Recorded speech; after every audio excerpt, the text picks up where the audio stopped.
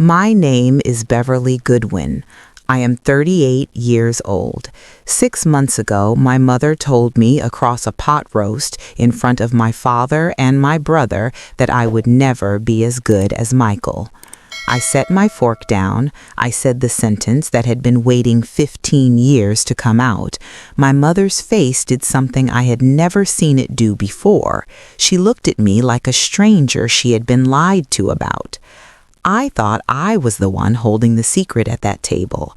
I was wrong. Someone had been lying to my mother for 5 years, someone she trusted more than me. By the time my brother raised his glass at a charity gala 6 months later, 300 people were about to learn something I had only just learned myself. Let me take you back to that Sunday in October, the day I stopped pretending. The pot roast was the same one my mother had made every October Sunday since I was 12. Same carrots, same small pearl onions she burned on the stove until they caught a little, same cloth napkins with the blackberry stains she refused to replace. I had flown in from Boston that morning. My parents' dining room had not changed in 15 years.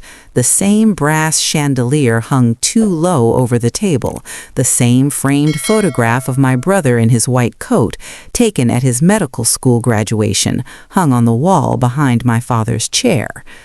My brother Michael was talking about a donation, $50,000 he had given, he said, to the children's cardiology program at his hospital.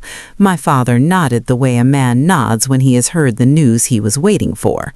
I mentioned politely that my firm had just closed an $18 million pledge to a cardiac wing in the same state. My mother chuckled. She actually chuckled. Then she said the line, "Money isn't the same as saving lives, sweetie. You'll never be quite as good as your brother, but we love you anyway." My father looked at his plate.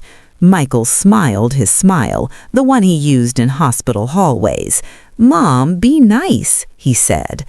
I set my fork down. 15 years of swallowed dinners came up in one clean sentence. "Then tell him to pay the bills, Mom. I'm not sending money anymore." My mother blinked twice. "What money, Beverly? We've never received a single dollar from you." The cruelest things in a family are never shouted. They are slid across the table between the gravy and the green beans. My mother's face when she said she had never received a single dollar from me was the most honest thing she had told me in 15 years. It was the beginning of the worst 6 months of my life. I am a CFO. I do not panic about money. I find out where it went. By Tuesday afternoon, I had stopped being a sister and started being a CFO. I walked down 2 floors to Marcus Webb's office, our compliance officer. "Marcus, I need to open a ticket," I said.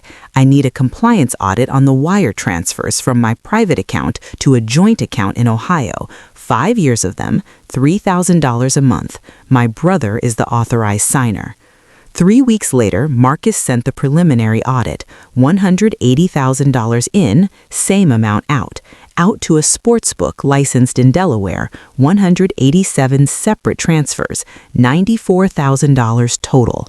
A cryptocurrency exchange, $38,000, every cent of it lost. My brother had not stolen from me. My brother had stolen through me. I was the pipeline. My parents were the excuse. He was the drain. I called my father on Sunday. "Dad, the joint account, has Michael been handling it?" My father's voice was quiet. "Your brother is very kind, Beverly. He brings us cash when we need it. He brought your mother $20 last week for her hair appointment." My father, a bookkeeper for 31 years, was describing himself receiving an allowance from his own account of my money. The gala arrived. The program was gold foil and cream. It listed the Goodwin Cardiology Wing as the lead donor, and underneath it listed Dr. Michael Goodwin, personal pledge, $250,000. I met my brother's wife, Lauren. She was filing for a divorce. She gave me a screenshot of a text from Michael to a friend. "I'm drowning, but my sister thinks she's funding Mom's insulin, LMAO." At 8:12 p.m. at the Gala, I walked onto the stage. "Good evening," I began. "I want to correct one line in the program. The $250,000 matching gift from Dr. Michael Goodwin has not been received. No personal pledge from him exists. Furthermore, for 5 years, I transferred $3,000 a month to an account for my parents. Those funds did not reach them. They were diverted to gambling sites. My parents were lied to for as long as I was." I walked off the stage. The silence held for 4 seconds. Then the clapping started. Michael walked toward the back doors, running. My mother called me the following Sunday morning. She had gone to the bank. "I didn't raise you well," she said. "I wanted a son who was a doctor so much that I couldn't see the daughter I already had. Your father says I made you into a ghost in my own house." I didn't forgive her that night, but I left the door open. I built a fence, a gate, and I kept the key. Now, every morning, I drink my coffee before I answer the phone. 8 minutes. It can wait. I am no longer the invisible daughter. I am Beverly Goodwin.